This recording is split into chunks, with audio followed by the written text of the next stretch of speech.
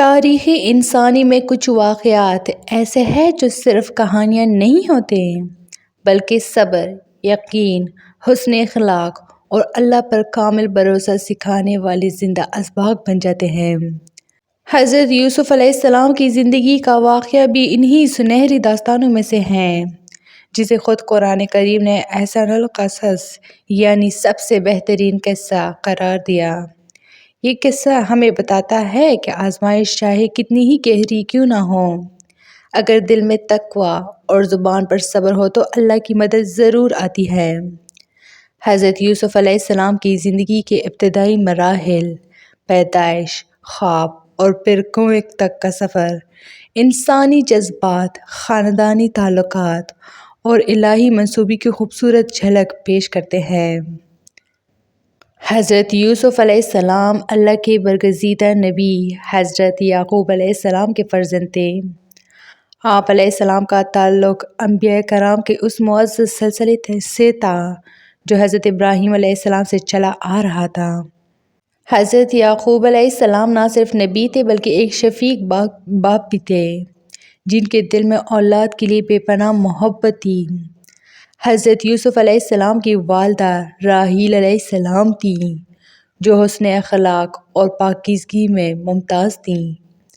روایت ہے کہ حضرت یوسف علیہ السلام بچپن ہی سے غیر معمولی حسن اور وقار کے حامل تھے۔ آپ علیہ السلام کے چہرے پر ایک ایسی نورانیت تھی جو دیکھنے والوں کے دل میں جگہ بنا لیتی تھی۔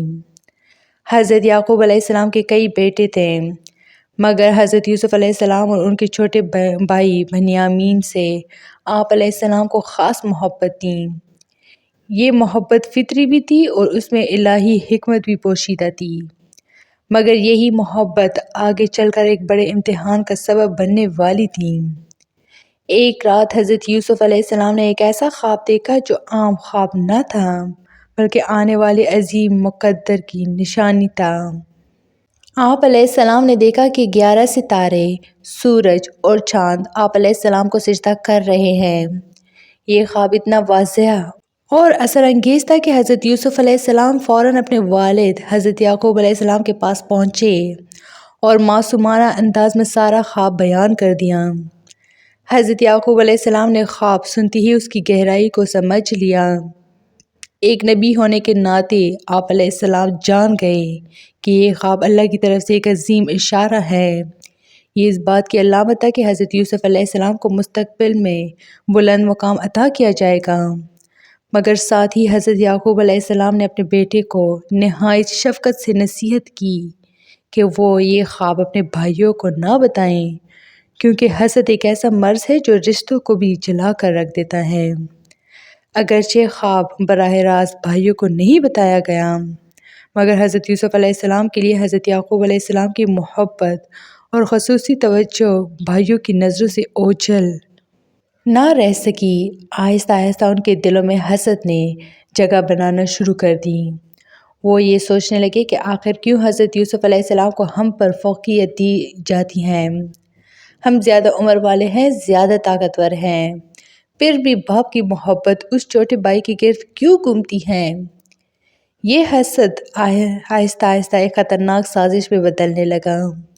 بھائیوں نے آپس میں مشورے کیے، کبھی یہ خیال آیا کہ حضرت یوسف علیہ السلام کو قتل کر دیا جائے، کبھی سوچا کہ کسی دور دراز مقام پر چھوڑ آیا جائے تاکہ باپ کی توجہ دوبارہ ہماری طرف ہو جائے۔ آخر کار یہ طے پایا کہ قتل کے بجائے حضرت یوسف علیہ السلام کو کسی کنویں میں ڈال دیا جائے جہاں سے کوئی قافلہ آ کر انہیں اٹھا لے۔ ایک دن بھائیوں نے حضرت یعقوب علیہ السلام سے اجازت مانگی کہ حضرت یوسف علیہ السلام کو اپنے ساتھ چراگاہ لے جانا چاہتے ہیں تاکہ وہ کھیل کود کریں اور تازہ ہوا میں وقت گزاریں۔ حضرت یعقوب علیہ السلام کا دل بے چین ہوا، کیونکہ انہیں اندر ہی اندر کسی خطرے کا احساس تھا، مگر بیٹوں کے اصرار پر انہوں نے اجازت دے دی اور حضرت یوسف علیہ السلام کو اللہ کے سپرد کر دیا۔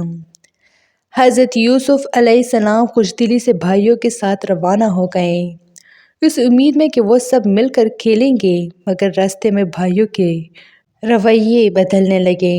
وہ معصوم بچے سے بے رخی برتنے لگے اور جب ایک سنسان مقام پر پہنچے تو اپنے منصوبے پر عمل کرنے لگیں۔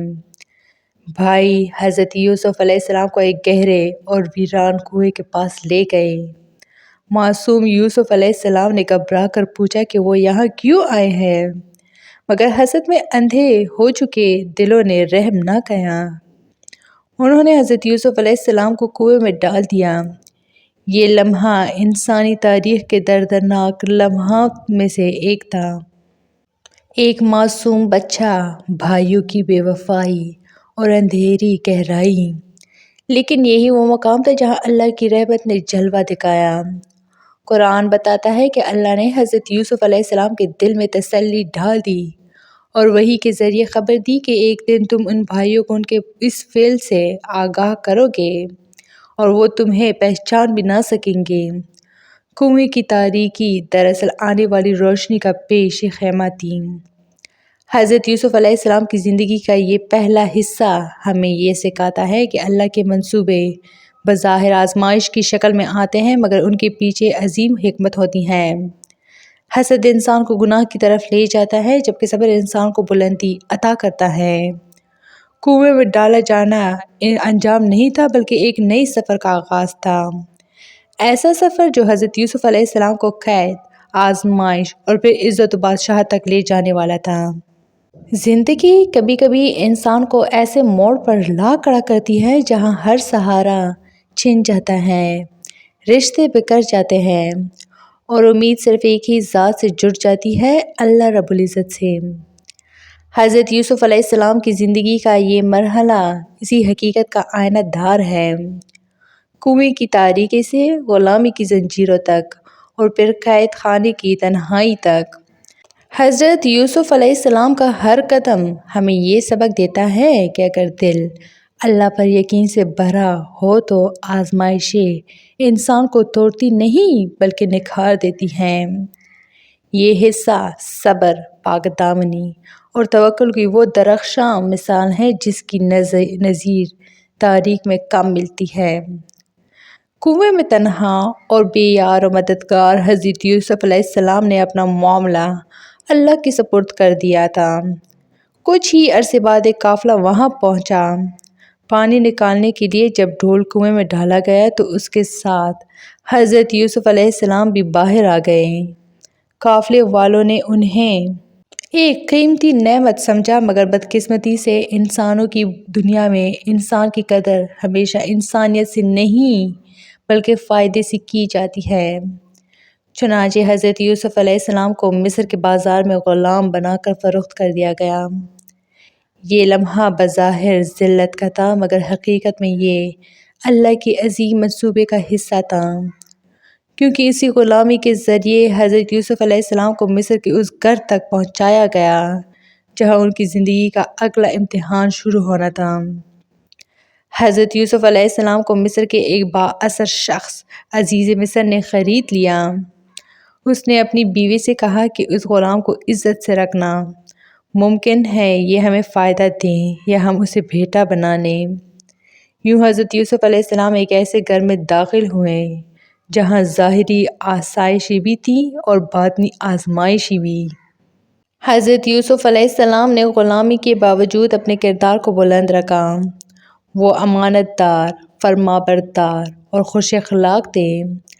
اللہ تعالیٰ نے انہیں علم و حکمت عطا فرمائی اور ان کا حسن و وقار دیکھنے والوں کے دلوں کو متاثر کرنے لگا، مگر یہی حسن آگے چل کر ایک سخت امتحان کا سبب بننے والا تھا۔ عزیز مصر کی بیوی حضرت یوسف علیہ السلام کے حسن و کردار سے متاثر ہو گئی۔ رفتہ رفتہ یہ متاثر ہونا ایک خطرناک خواہش میں بدل گیا۔ ایک دن اس نے تمام دروازے بند کر کے حضرت یوسف علیہ السلام کو گناہ کی دعوت دی۔ یہ وہ لمحہ تھا جہاں جوانی، تنہائی، طاقت اور لالچ سب ایک طرف تھے اور دوسری طرف اللہ کا خوف۔ حضرت یوسف علیہ السلام نے فوراً کہا، میں اللہ کی پناہ مانگتا ہوں۔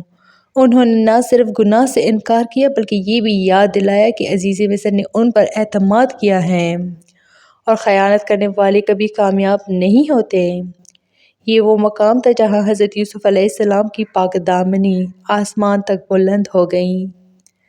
جب حضرت یوسف علیہ السلام نے خود کو بچانے کی کوشش کی تو عزیز مصر کی بیوی نے الٹا الزام ان پر لگا دیا۔ دروازے پر عزیز مصر آ پہنچا اور معاملہ پیچیدہ ہو گیا۔ اللہ نے حضرت یوسف علیہ السلام کی بے گناہی ظاہر کرنے کے لیے ایک گواہی کا انتظام فرمایا، جس سے ثابت ہوا کہ قصور حضرت یوسف علیہ السلام کا نہیں بلکہ الزام لگانے والی کا تھا۔ اگرچہ حقیقت سامنے آ گئی مگر معاشرتی دباؤ اور بدنامی کے خوف نے انصاف کو پس پشت ڈال دیا۔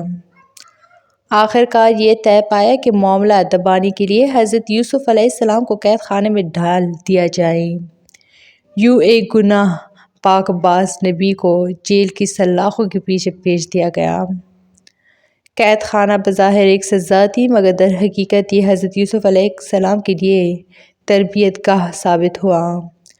وہاں بھی انہوں نے صبر کا دامن نہ چھوڑا، شکوہ زبان پر نہ لائے اور اللہ پر اپنا یقین مضبوط رکھا۔ قید خانے میں موجود قیدیوں نے حضرت یوسف علیہ السلام کے کردار میں ایک خاص نور محسوس کیا۔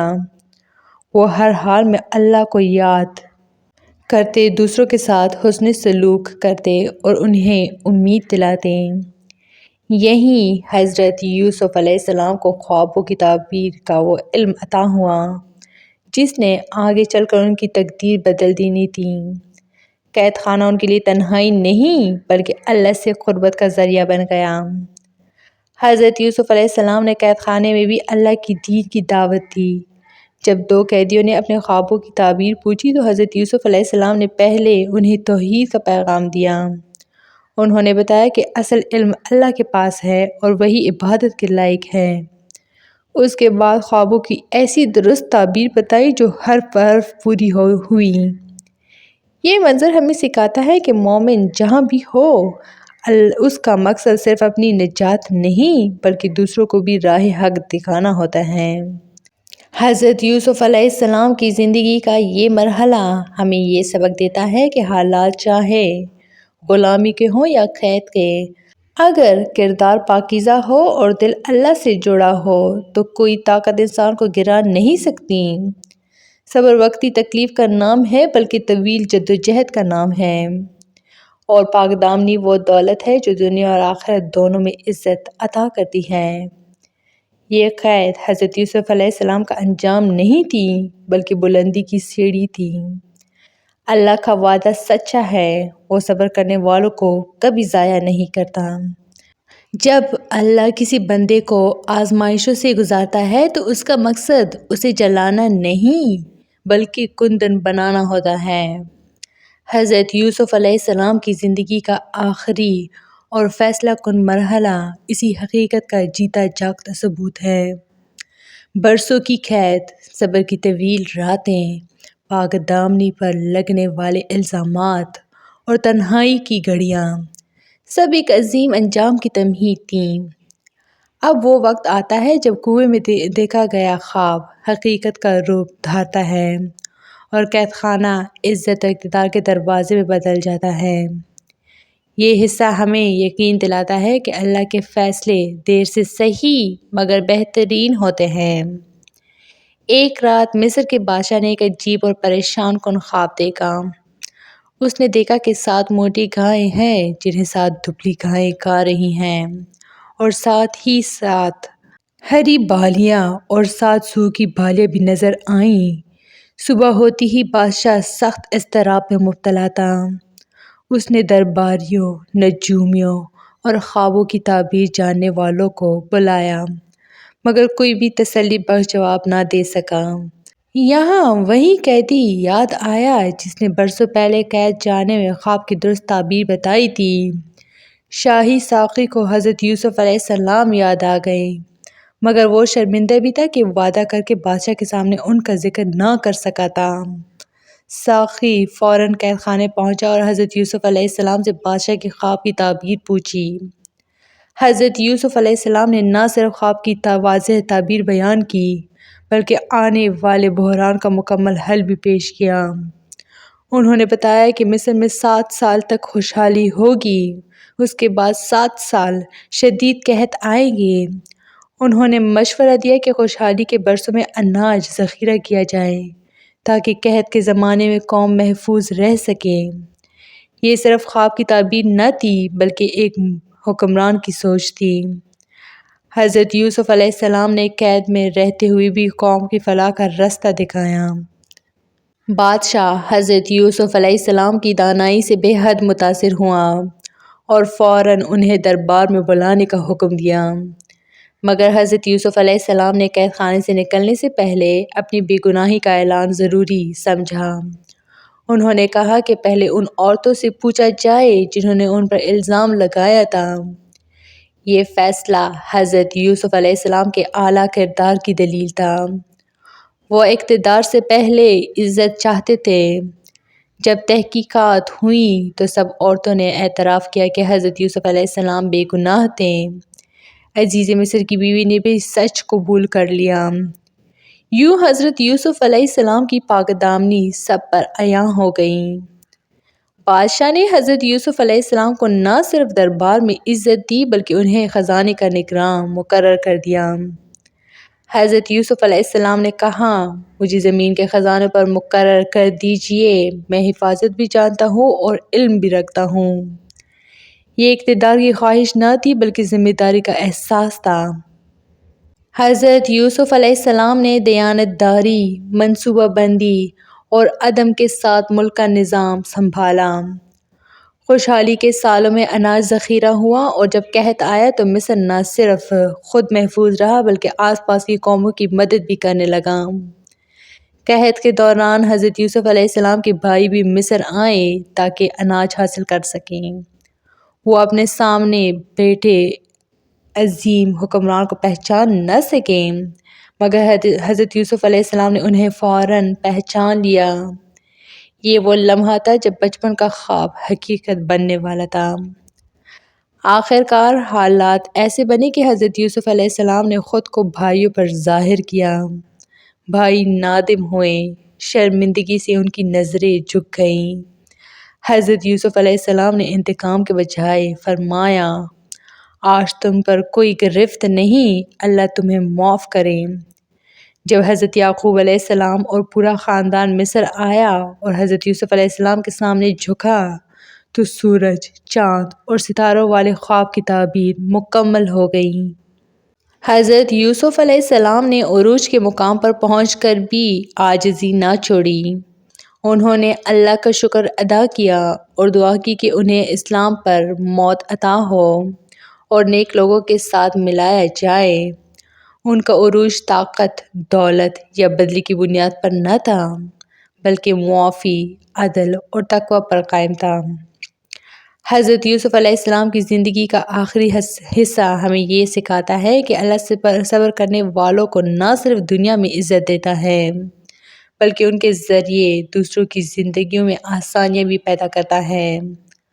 خواب اگر اللہ کی طرف سے ہو تو وہ کبھی ادھورا نہیں رہتا، بس اس کے پورا ہونے کا وقت ہی اللہ جانتا ہے۔ کنویں سے بادشاہت تک کا یہ سفر ہمیں یقین دلاتا ہے کہ اگر دل اللہ سے جڑا ہو تو اندھیری راتوں کے بعد ضرور سویرا آتا ہے۔ حضرت یوسف علیہ السلام کی داستان قیامت تک آنے والوں کے لیے امید، صبر اور ایمان کا روشن چراغ ہے۔ تو یہ تھی میری آج کی ویڈیو۔ امید کرتی ہوں کہ آپ لوگوں کو بہت اچھی لگی ہوگی۔ مزید اس طرح کے اسلامی ویڈیوز کے لیے میرے چینل کو لائک، شیئر اور سبسکرائب ضرور کریں۔ Stay tuned for more. Thanks for watching.